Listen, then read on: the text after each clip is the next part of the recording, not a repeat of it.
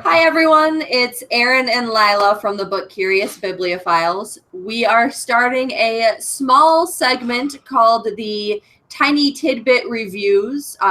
There's only going to be 2 or 3 of us doing a few of these reviews, as 2 of our previous people are busy having health issues. So congratulations, Christine. We're very happy for you, but we want you to focus on getting better first. So our first review is going to be the new release, A Court of Wings and Ruin. Yay! We waited so long for this. We're going to have Lila start out with her overall opinion, and then I will give mine, and we'll go from there. Lila? Yeah, I waited a long time for this book. Oh my gosh, it feels like forever. And when it finally came out, I was really super excited to keep going with the series because I was that deep into it. I've read the other 2 books at least 2 times. Did you freak a little bit? Because I definitely freaked. Yeah, this is one of those, like, I don't usually follow series like this, except for, like, Game of Thrones and Harry Potter when I was a kid and stuff like that. So this is kind of one of the big ones for me. I was super excited to get into it. Overall feelings, mainly positive for me. Because it is a continuation of a series that I like so much. And I just loved being back in that world and seeing Fair and Reese progress and seeing just the whole relationship kind of blossom and everything like that, seeing that happen. Also seeing some of the other relationships kind of grow and see where that takes us.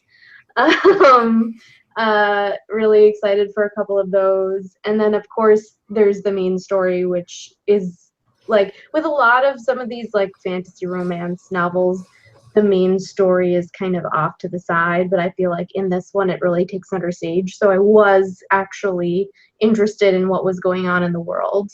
And I've read some of this author's other books, which are kind of based in the same world, so it was kind of cool that way.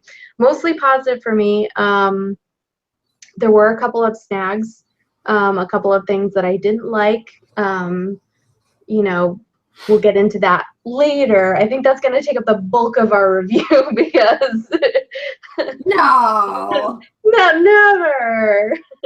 But yeah, I definitely really enjoyed it overall. I thought the arc of the story was good. There were some things I would change, with also the writing a little bit. But overall, it was a positive experience for me. Me too. I waited so long, Lila. It was so long. And I was so excited. Like it came out Tuesday, and I was content with waiting until Friday. I was gonna wait till my paycheck came in, and then I was gonna get it and binge read it Friday because I had all day off. And then when I got home Saturday, I was gonna finish it. Except Kevin surprised me and ordered it for me. I knew about that, by the way. Oh, you suck! He ordered it for me. Oh, she totally knew about it. She just said that. He ordered it for me, and it was delivered on Wednesday. And I had all day Wednesday off. And I get this message just, oh my God, check the mail, duh!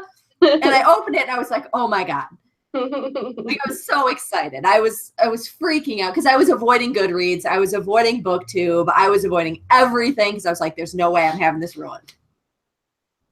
And then I just get this message, sit at home all day. You have the whole day off and read. And I had already finished one of my books that morning. And I had read like another 200 pages in one of my other library books. And I'm just like, okay, I got this. Made a little nest on the couch and I just read. Yeah. And I think the first day I made it through 400 pages. Like it was legit like 380 pages or something. And I was so engrossed I didn't even hardly realize when he came home. I didn't realize as it was getting dark. I was just so involved. And I feel like a majority of everything that I felt was mostly positive about this book. Except for one major thing for me. She changed the paper, like the thickness. Oh, really? So like, yeah, like the other two books are nice and thick, and you feel like you have a page in your hand when you're reading. You're just like, okay, cool, whatever. This feels like tissue paper.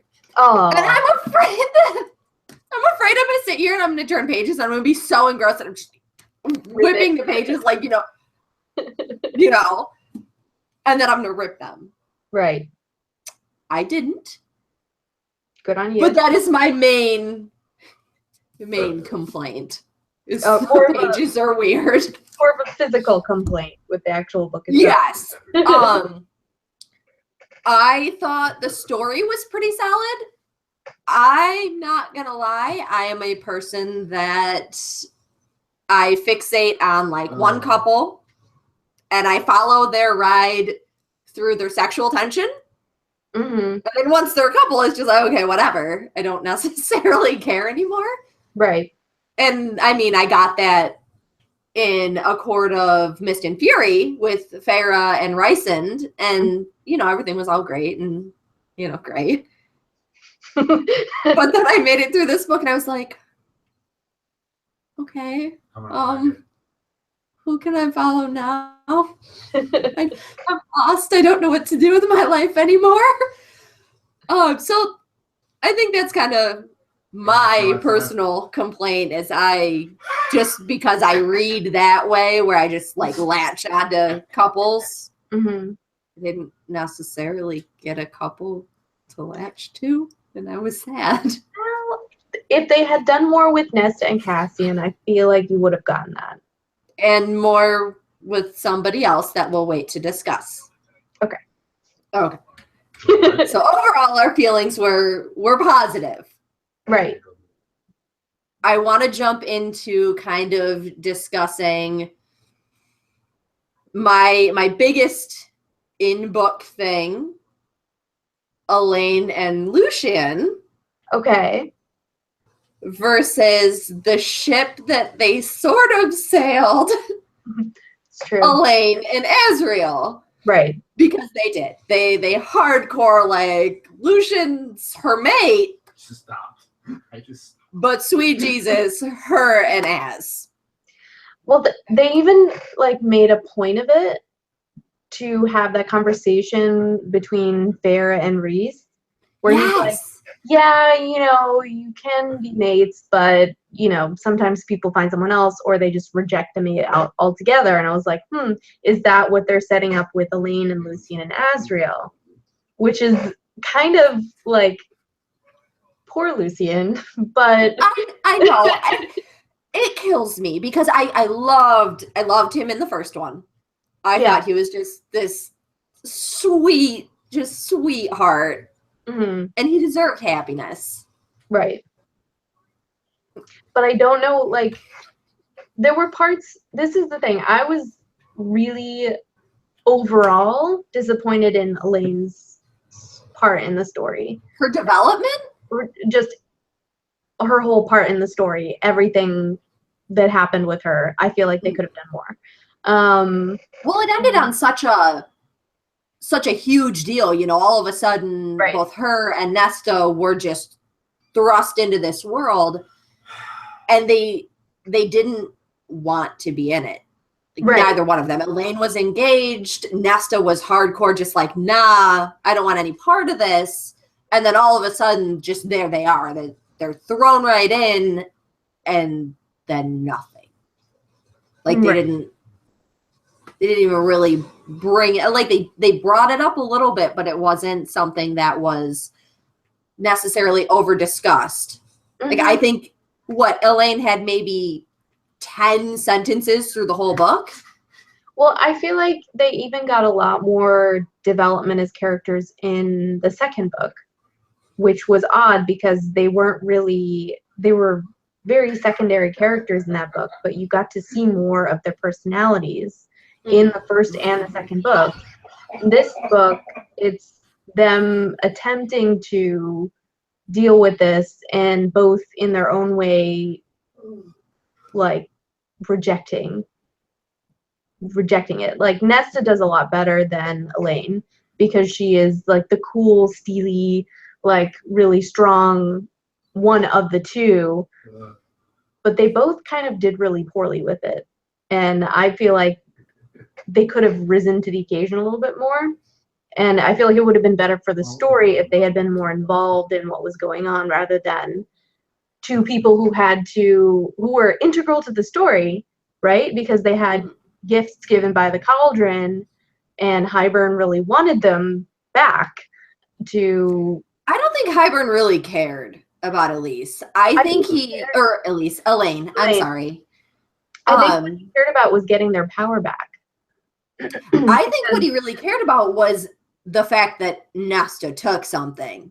Right. Like I don't so much think he cared that Elaine got the foresight powers or anything like that. Right. I think he cared that Nesta was like, nah, you giving me something in return. Like you're not just taking my humanity. Much more with Elaine's power too. Like they introduced the fact that she had this power, right? And then for the rest of the story, they didn't really do anything with it. There was she had like the sight about the ravens. She was a seer, right? But there was no, like, Nesta had the ability to sense when the cauldron was being used. So that was something that they could use, like, in this thing. But Elaine was really, like, she was just being shepherded around from here to there and crying because her engagement wasn't going well. And all of a sudden she's mated to this dude with one eye. Yeah, exactly. And all of a sudden she's mated to Lucian and, like, are surrounded by fairies all the time. And yeah, I feel like they could have done more with her power. They could have shown a little bit more of her personality and just her perseverance, because I feel like part of the story of the three sisters is that in their own way they all persevered in spirit. Like Nesta persevered when they were, like, even going back to the first book, when they're down and out, Nesta persevered by being a stone cold bitch to everyone. And just just being like a complete and utter like nuisance all of the time. And Elaine was just this like charming, sweet person who never let the light die out, even though like things were going wrong. And Fair was the one who was like really rational and was providing and was keeping them alive. And so they were all persevering in their own different ways. In this book, it's like Fair did something with her powers. She has like done all these crazy things with the same. She's now high queen. Right. She's now high lady, and she has risen to the occasion. Right. I feel like the first book and the second book have set it up to be that if her sisters were given similar powers, they would both rise to the occasion because of their lives, the way that their lives were before. Mm-hmm. So seeing them not do that was kind of, I don't know. I was disappointed. Yeah. I was disappointed not only like if they were people that I knew, I would be disappointed in them, but like disappointed in the story arc and the writing, and the way that it was written, because I felt like there was so much more there. And I feel like there was more time devoted to other things that weren't as integral to the core story. Because I feel like the three sisters should be at the center of things, you know? But how does that answer the question? Elaine and Lucian?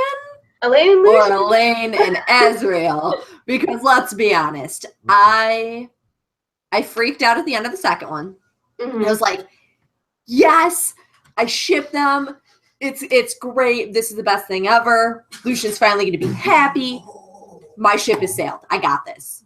And then all of a sudden, you're reading this, and you're going, yeah. But Azrael, man, like, you're so sweet, and you're just so, I love you, and, like, Elaine loves you, like, you can see that they've got this connection, Take that shit off. And just, Lucian. Right, that's a hard one. Did she marry both of them? Can it be like? Can this happen? Can it be like a more situation just with? Yes. I'm totally okay with that. I am perfectly fine with that. If she could just have both, I'm good. Don't even care. Yeah, I Happily ever after. Boom. I feel like Azriel has done more to connect with her. Yes. Like, I feel like Lucian was just like, I'm just gonna wait around for this meeting bond to click into progress so we can like start. Get things going. Yeah. So I think that Lucian wasn't really like, it was a difficult position for him to be in, especially with Farah and Nesta just like watching him all the time. You can't go near her. You can't be on this floor. You can't go to the library. Do not breathe in her direction. Exactly. They were just like, no contact. You can't do this. So I think it was a difficult position for him to be in.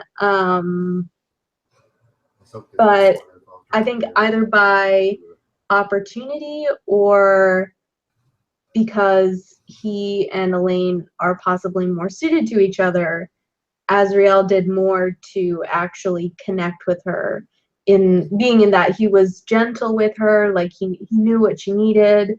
Oh my god, he gave her his dagger. Mm-hmm. Like at the end, I was just like, oh my god.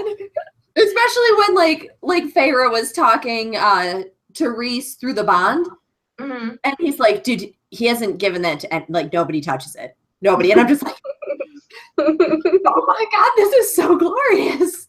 Like I was far happier than I probably should have been. Right. I'm not gonna lie. I'm holding out hope that in true Sarah J. Maas, culture, she's gonna pull a Throne of Glass where maybe the mate, like the bond, wasn't necessarily like, it was just an instant reaction. And that maybe the bond will click into place between her and Azriel. Like Lucian will be off, searching for whatever he's looking for in life, whether it's to go back to the spring court with Tamlin or to go back home to the fall court or whatever. I don't think I think Lucian is a part of the night court. Like, you think he's there now? It's a thing. It's been established. Tamlin will not have him. Tamlin's a dick. Tamlin will Tamlin. absolutely not have him. I don't think he has it in him for forgiveness. And well, no, because he didn't get his pretty little toy, and now all of a sudden he's just. Theron possibly knows that Lucian is not his son. So. So I freaked out a little bit at that part. Welcome there. I mean, even if Aerys takes the throne, I don't think that, even if Aerys is a little bit better than his brothers and his father, I don't think that Aerys is going to be welcoming Lucian into the fall court anytime soon. No, I agree with that. But depending, like, if Lucian decides he wants to try and have a go at that whole thing, wherever it may lead him, I'm hoping that, and this is the only time I'm ever going to hope this, I'm hoping that, I don't know why I'm flinging a Sharpie around, that he's going to actually find his mate, and that it will have been just kind of a instant reaction to the fact that the cauldron held so much power and was essentially making these new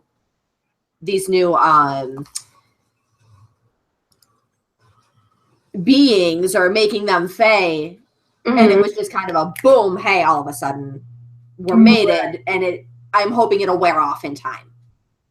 That one day he's going to come home and realize, hey,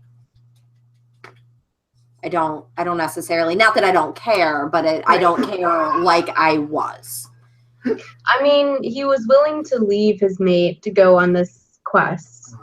Yes. Find the Firebird Queen. And I forget her name, but I'm just going to call her Firebird Queen. She was. I automatically thought of the Swan Princess. Oh yeah. Like, yeah. She's like, oh, by day she's this beautiful maiden, by night or whatever, you know, she's this evil firebird. I'm just like, Yes. But yeah, I think he was willing to leave her, and he also he did say to Farah, he was like, let me just see her once and see if she's worth it. Like, I don't know how much stock he really puts into the mating bond, especially since he's already loved before. yeah. You know, I think her name was Jasminda, Jasminda or Jasmina.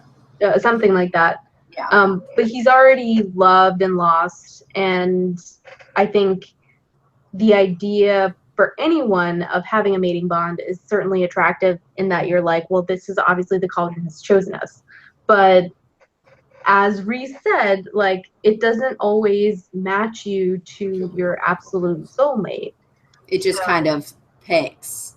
Yeah, it just gives you this like attraction or this like kind of connection, or you know. So I don't know exactly how much stock Lucian actually puts in it. And I also, I don't know, after this, like after this full story has ended, how much Lucian has to offer to the plot going forward, because now we know that there's going to be another book, right? So That's what it says at the end. And originally I thought it was just supposed to be a trilogy. It was supposed to be boom, done. Right. And then all of a sudden she gives us Elaine and Nesta, and then we get this beautiful, you know, there's more to come in 2018. And I'm wondering, are they going to be side stories? Are they going to be, you know, like companion novels where maybe Lucian does go off on his own or whatever? Or maybe we're going to get a trilogy with Nesta and Cass. Not that I'm holding. I have my ships, guys. Like, right. I'm sorry. So after our discussion of you know, the proper ship, which is Elaine and Azrael, because that's the only way to go. Okay. There's other ways to go, and I'm not going to judge anybody that chooses different, but my ship is Elaine and Az. It's going to happen. I hope it happens. I want it canon. And knowing that Azrael is going to eventually find out that Moore is a lesbian, like, he's going to find that out at some point. I was so happy. I was just... It explained so much for me, and I was like, oh, okay, yeah. This is why she's turning down this extremely attractive guy. Like, this guy that clearly is in love with you and wants to sleep with you, and you're just like, nah. Mm-mm. Yeah, no, it made everything make sense. Which I was very appreciative for, because like I said, and she just goes off and sleeps with the one dude while he's there, and I'm just sitting there going, he has literally had your back through everything, and you're just gonna do him like that? Really? This guy who's propositioning basically a threesome with him and Cass and her, and Az just like walks out. He's just like, nah, not talking about this. Yeah, I think with that, like, coming, like, eventually, that he is going to probably be devastated by that. But he'll, like, I know in Azrael fashion, he will be completely understanding and accepting, because that's how everyone in the Night Court is. Like, no one's going to be like, what? I can't believe it. Everyone's going to be like, oh, like, wow. She likes the vajayjay? Yes. Like, thank you for telling me that, but it's going to be hard for him, because he's been trying for so long to be with her. I don't think it's going to be as hard as you think. I think it's going to be, you know, maybe he's thought it. You know, yes, he's still going to try. He's still going to. Yeah, like I think that maybe he's come to the realization that either a mating bond has clicked in with somebody else and she doesn't want to tell us, or something's not that something's not quite right, but I've laid on the charm, and she still hasn't responded, which leads me to believe that she loves, someone else. Yeah. I think though the way that at least the way that Reese explains it is that Azriel does not feel like he's good enough for more, which makes me feel sad. I know. What makes me feel like in one way it's going to it's going to reverse that narrative that he has going in his head, that it's like, oh, it's not me. It's good and I'm not good enough for her, but it's also going to be it's going to free him up to pursue someone else. Not that I'm excited or anything. No, I honestly think that the more we see of him and Elaine, the more is going to realize, hey, I should maybe mention this or bring it to light, so that way he's not conflicted on his feelings. Does he love me, or is he developing feelings for her that are holding him back? Like, is he not fully pursuing her because of me? And I'm hoping that it's going to open that up for that communication.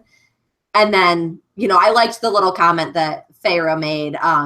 Oh my gosh, when you decide to come out, I can't wait to play matchmaker. And I was just like, yeah, this is gonna be fun. We are all behind you, Feyre, in that. I know.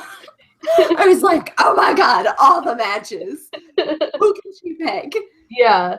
So, but yeah, and that's part of why I was also kind of disappointed in not getting more out of Elaine's storyline, is that I wanted to see more of the connection and bond growing between her and Azriel, and I didn't see that until the end, where he gave her truth teller, and I was like, oh wow, he must really care for her. Like, there must have been something going on behind the scenes that, like... I was literally, like, I was sitting there blushing, and I was just like, oh my gosh, I'm so excited. My cheeks are all pink, and I'm just like, oh my God, he gave her that. Oh, I can't wait. So, oh my God. Yeah. Okay, so, yes. I would like to point out, we have said mate and mating bond and every variation of the word 20,000 times already. Right. Sweet Jesus. I had to have read that word over 300 times. And it finally started grating on me, and I was just like, look, I get that her and Reese, I get they're mates. Right. You establish that in the second book. You don't have to keep saying it. You don't have to. I promise. I am an adult. I understand. Right. I get it. They love each other. They're going off doing their good things. Whatever.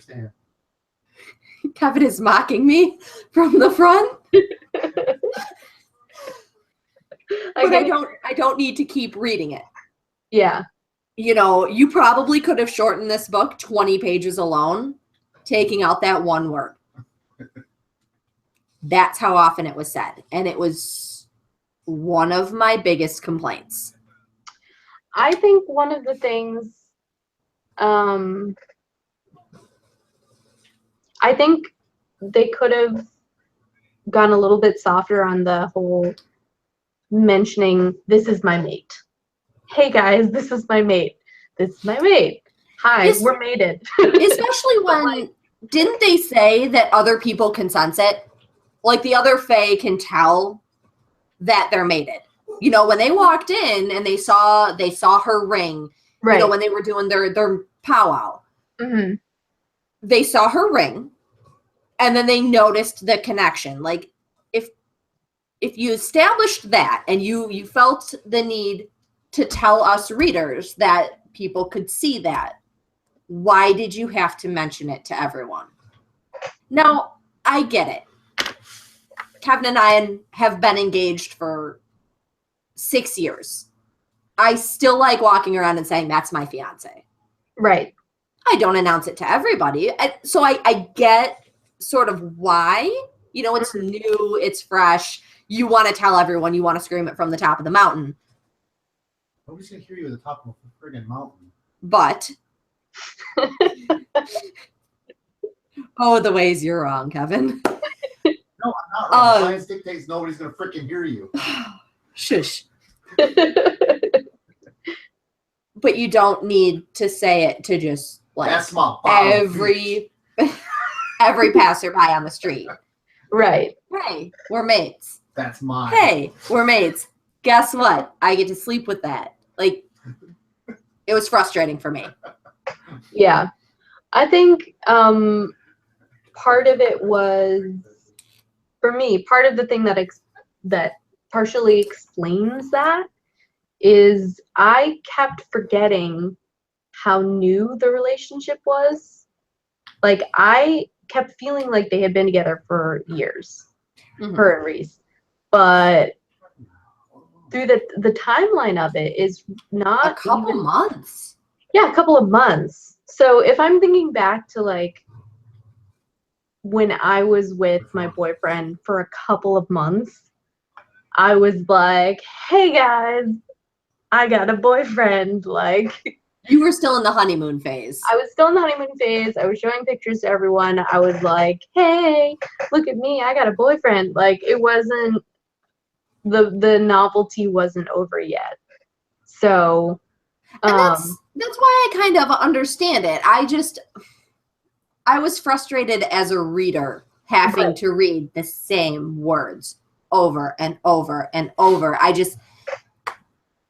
It felt like deja vu. I'd turn 3 pages and then, oh, I'm back to mates. I'd skip to the next paragraph. Whoop, I'm back to mate. Like, it was just frustrating for me on that end. Now, there was a whole kind of meta story or meta arc about mates in general, because you have the mating bond between Reese and Farah, and you have the mating bond between Lucian and Elaine, and then you have all of these other stories of other fairies who did they confirm that there's a bond between Nesta and Cassian? Because I thought they did. Really? I thought they did at the end of the second one. And that's why he crawled with the broken wings towards her as they were putting her in the cauldron. Well, the thing is, what they in the third book, I feel like they explain that as he made a promise to protect them, and even with his broken wings, by not protecting them in that moment, he was breaking the promise to Nesta, and by trying to crawl towards them, he was in some way trying to fulfill his promise. And that's why Nesta was so pissed off at him in the beginning, which I was pissed off at her for, because she's not a rational human being, or they, but no, like, because that was my big thing through the whole thing, was he is trying to, I mean, clearly he has feelings for her, and I was like, yay, but he was trying to win her over, and I wasn't sure if it was because of the bond or whatever. Oh. So I was like, I don't remember if they confirmed it. Or, you know, I got confused. Bond's supposed to be rare. That's what I thought. And I remember when I finished the second one, my first thought was, okay, so everyone's saying this cauldron is big, bad, terrible. Mm-hmm. Farah got brought back, and Reese was her mate. Mm-hmm. Elaine got Lucian. If it's so bad, why is it giving everybody their loves? And that's the only thought I had through the entire thing was, dude, I'd be dunking everybody in there. You get a mate, you get a mate, you get a mate. No! Like, that's what I was thinking through the whole thing. No, obviously I know cauldron's bad, but right, or it shouldn't be used, at least. I don't think the good of it was is bad, but I think it could be used for, the power is so great that it becomes dangerous. Yeah, and I mean, I know King Hybern and everything was bad, but how did you feel about the ending with Amren? That I was completely blindsided by, because there was Go ahead, sorry. absolutely no. She kind of did. She kind of tricked us, because when they're at camp and Varian comes in and like scoops Amren up, and they're just like off to his tent, right? Mm-hmm. I was like, oh, so like she's becoming more like not human, but like more fae. More like them. More like them. Like she's at least maybe not falling in love, but she's experiencing these emotions that she didn't have in her beast form. And she's talking about it. She's talking about how she experiences more emotions now, and how maybe she always was that way, like even before she was in this form.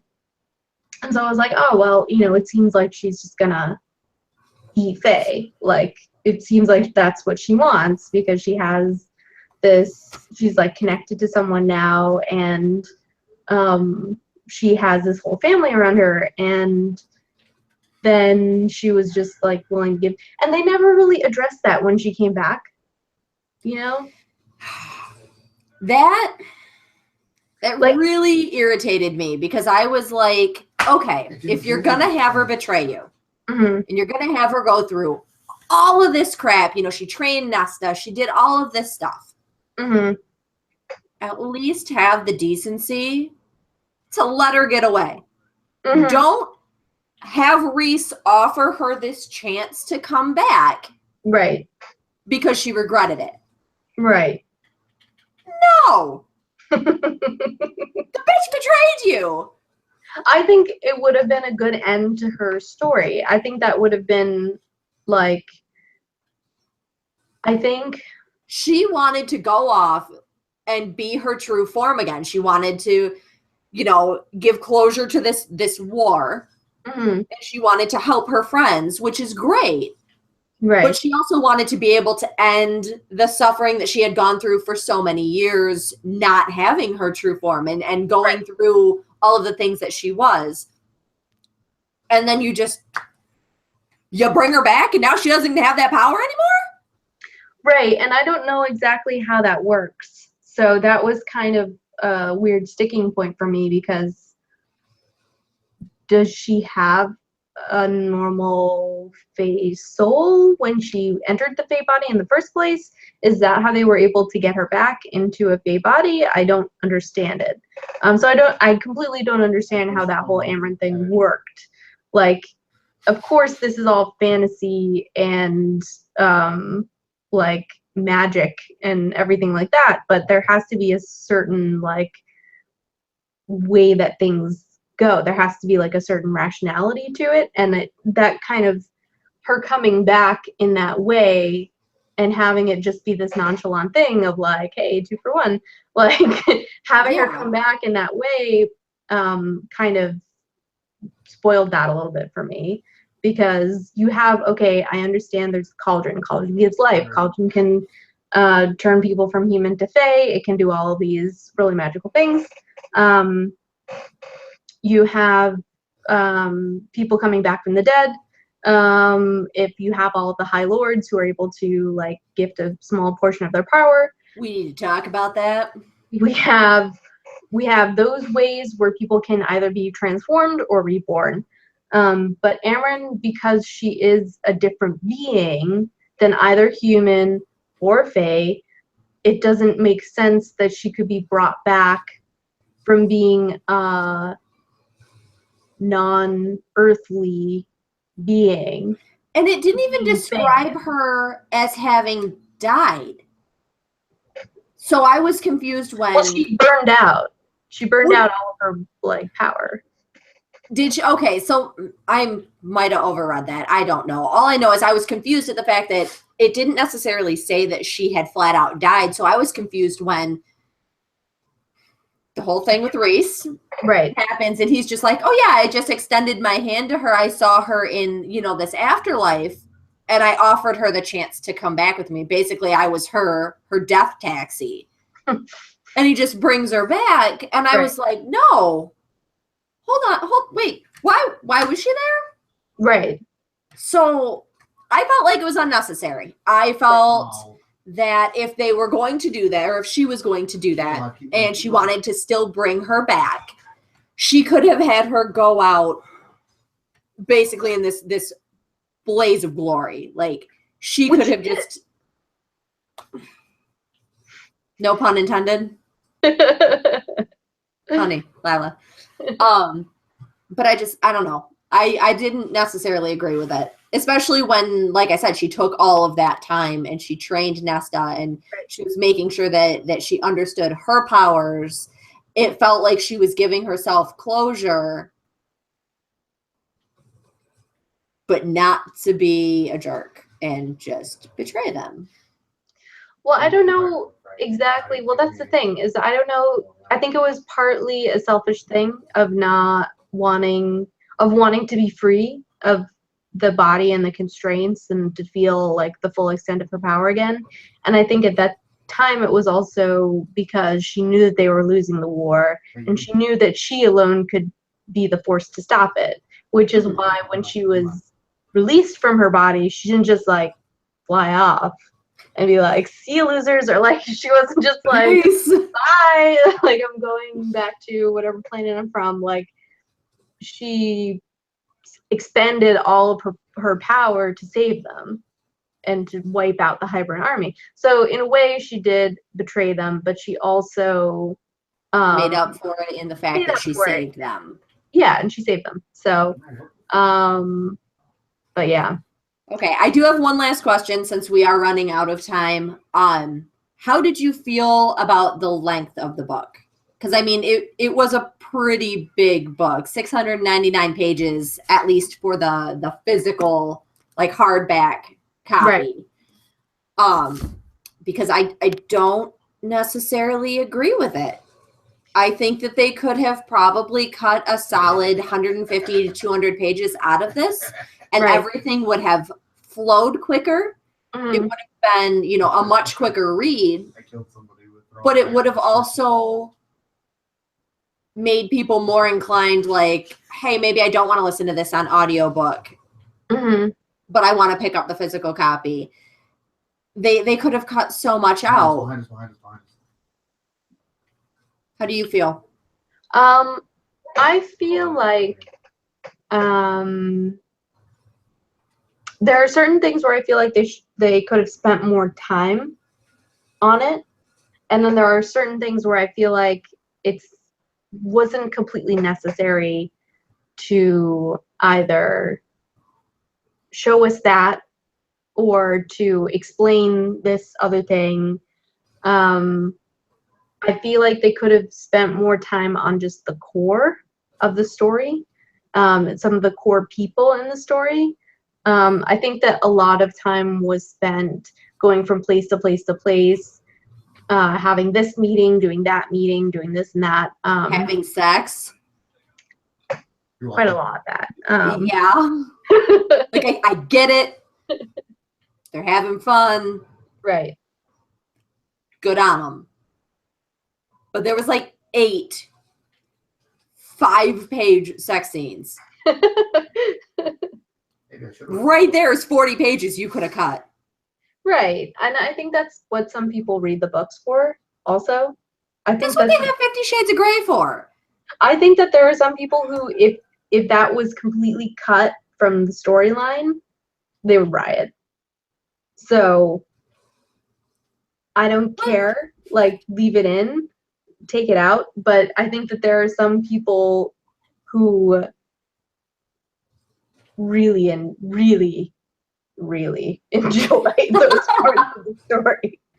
And I'm not faulting anybody for that. Right. But this is a a young adult book. This is or a new adult book, whatever you want to classify it as. Wow. We murdered them, That is what you have erotica for, or that's what you have adult fiction for. Right. As a YA book, I don't think it's necessarily acceptable or appropriate to have that explicit detail in there when teenagers are already. Hold on. What kind of explicit detail? Because now you've piqued my curiosity, and maybe I should have read that book. I think we should have a read along. Lila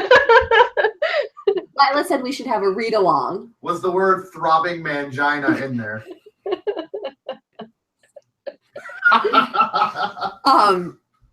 But I don't think it's necessarily acceptable or appropriate when teenagers are already susceptible to peer pressure. They're already, as Kevin said, extremely horny. To have these graphic, depictions in something a majority of us. I'm 25. Not necessarily a young adult, but I'm also not, I'm not about to go read some erotica. Not my thing. Like, I'm not reading these books for the sex. I'm reading it for the sexual tension. Right. But I'm not reading it for, woo, let's get it on. Right. I think, well, who do you think the main audience is, or who do you think the main audience that she's targeting is?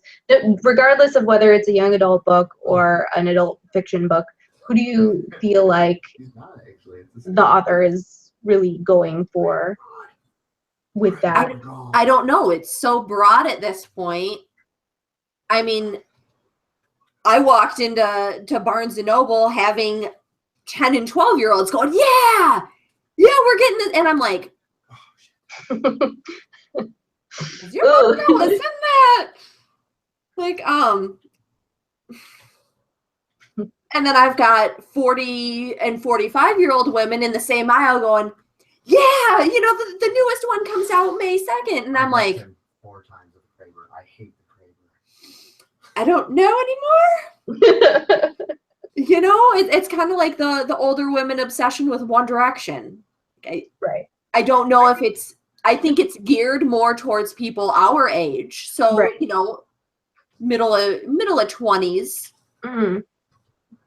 But you're getting so many people younger that maybe haven't had that discussion, or they haven't had, any of that experience, I guess. Right. And then you're getting, so much older who have, and it kind of gets muddied in between there. I don't necessarily know who she's targeting. And once again, I'm going to say I'm not faulting anybody for it. I'm not faulting her for writing it that way. I'm not faulting, the parents of the children and the teenagers that are reading it. What I'm saying is maybe a more clear rating on the book should have been established.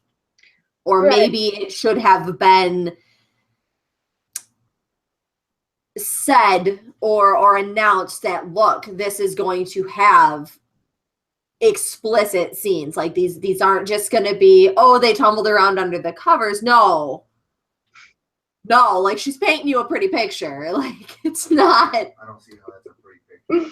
Yeah. I mean, as far as I'm concerned, a lot of the fantasy novels that I read do have those explicit scenes in them.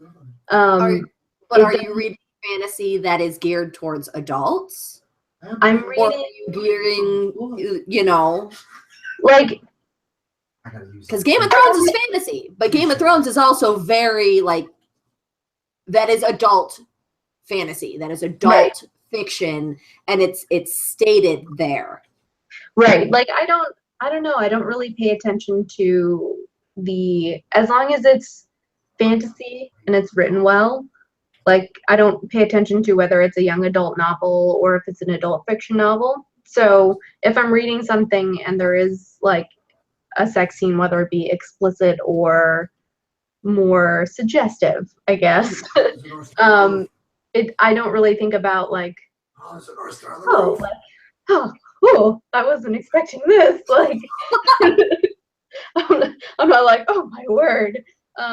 It doesn't bother me. It's fine. And as far as kids, it's hard because with other types of media, you would have those parental warnings or whatever, what have you. I don't know if they really do that for books. I don't think they really do.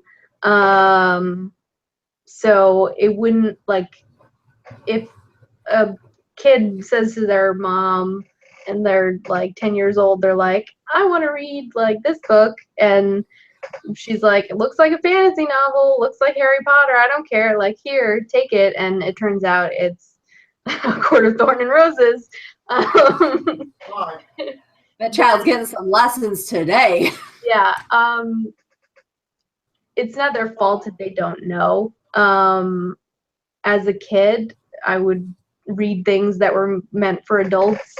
I don't think it messed me up too bad. No, and I did too. And yeah, it's not the fault of either the parents or the children. And that's not what I'm saying. Because like I said, when I was little, I read at such a high level that half the time I couldn't take what I was reading at home to school because my teachers were like, what is she doing reading James Patterson in 3rd grade? Right. You know, like I remember being 7 and reading Tolkien. Mm-hmm. It's not the fault of the parents or the writers or anything like that. I guess, Lila, they're so explicit. like, come on. That's where my thing is. And it's, you know, it makes me shudder a little bit. Like I said, you walk down the aisle and you're seeing 10-year-olds go, oh my God, I can't wait. I'm like, yeah. Oh, yeah, you know, that is definitely an awkward situation. But yeah, I think they are pretty explicit. I think one thing that began to grate on me is that some of the explicit terminology that she was using was like the same. So it's like, all right. Like the vulgar gesture? Like, I want to know what they're doing to each other. Thank you. All I could think was they're flipping each other off. Right. Like, that's the only thing that I can think. And I'm like, is that the only response you have? Right. Like, yeah. I'm not going to get into actually what the terminology was. No, I know what you mean. But it just became a little repetitive. And so I was like, okay, you know. Can you think of something else, please? All right. We get what she's doing. We get it. So, that was the only thing. As for kids reading the book, I probably wouldn't recommend it. Or at least have a conversation with your parents. You know, look, this book is going to be explicit. Right. As long as you know, A, that's not necessarily how that is supposed to go down. And B, you're okay with the fact that essentially your child is learning about this in a book. Right. Where it's all author interpretation. Right. You need to make sure that if your child is reading it, that you offer them the chance, if you have questions, if you don't understand something, come to me. Because like I said, that is all author interpretation. That's all reader interpretation. What you read and thought of may not be what I read and thought of. Right. And so for kids, it would be completely, because the way it's written, you would definitely have to know what's going on in order to picture what was actually happening. So for a child, whatever's maybe someone under 15, I would say. For children, I wouldn't recommend this book. I think it would the sexually explicit scenes in it would probably confuse them. And I think the focus on the romance wouldn't engage them. Yeah. I don't feel like. So I don't know if there is any type of, there are probably, I don't think there's any kind of official rating system for books. I could be wrong, but I think it's possible that a lot of parents do check up on these things. Like, and if we are wrong, and you guys know of any book rating systems, leave a comment, because we would like to see them. We'd like to be able to post, you know, hey, we read this book, but it's rated this because, or it's not suggested for people under this age because. So if you know of something like that, let us know, because it's going to help us, but it's also going to help anyone that decides to read the book. Right. So, you know, as for my opinion on either romance novels, sexually explicit scenes, that doesn't bother me as long as there is a story. So the reason I would say probably 15 and up can enjoy this book is because at 15 you know a little bit about sex, whether your parents want you to know about sex or not. You know a little bit about romance. You probably had your first crush or your first boyfriend or girlfriend. And the story is good. So if you scrubbed it clean, it would be a really, really interesting fantasy novel still. Speaking of fantasy novels, because we are out of time, Mm-hmm. guess what? Next 2 weeks. In 2 weeks, we will be meeting back up. My fiance, fun, Kevin, will also be joining us for the review of the same day release as A Court of Wings and Ruin, Mr. Taryn Matheru's final Summoner book, The Battle Mage. I'm super excited. I'm so excited. Kevin is about 50% done with it. So in 2 weeks, we're kind of going to do our discussion of that. It's going to be another one of our tiny tidbit reviews because, like I said, we are missing Christine and her Kevin. But we hope to see you guys there as well. So hopefully you enjoyed this video. Give it a thumbs up, subscribe. That would be wonderful. Ratings. We need to rate. Yes. Oh, yes. Yes. What did you think about this book? What was its rating? On Goodreads, I gave it a 4. I think the good things about this book far outweighed the bad. I don't think the length was an issue for me. I think that there were things that I would like to see more of, but thankfully, since there is another book in the series, we're going to see more, and they're going to expand on some of those things. I want to see more of Elaine. I want to see them develop Nesta and Elaine to be stronger characters who are a little more confident in their abilities. I want my ships to sail. And the ships, they need to sail. Get some wind in those sails for those ships. So, yes, I gave it a 4 out of 5 because I really love this series. On Goodreads, for me, I rated it a 3-star. Now, that was because it was going to be a 3.5 for me, and since Goodreads still doesn't have the half-star rating, please get on that. I may bump that up to a 4. I haven't really decided yet. You're right, the good did outweigh the bad. I'm still, for some reason, really, really angry about how frequently I read the term mate. Like, it just, for some, it's grating me. It bothers me. I don't know why. And it really bothered me that, like you said, they didn't do anything with Elaine. Anything. So, I think overall, I don't know, we'd give it, wind up being a 3.5-star rating. Yeah. Like 3.75 total for the two of us. Yeah. But you guys have a wonderful night. Remember, it's okay to be book curious. We'll see you in 2 weeks. Bye, guys.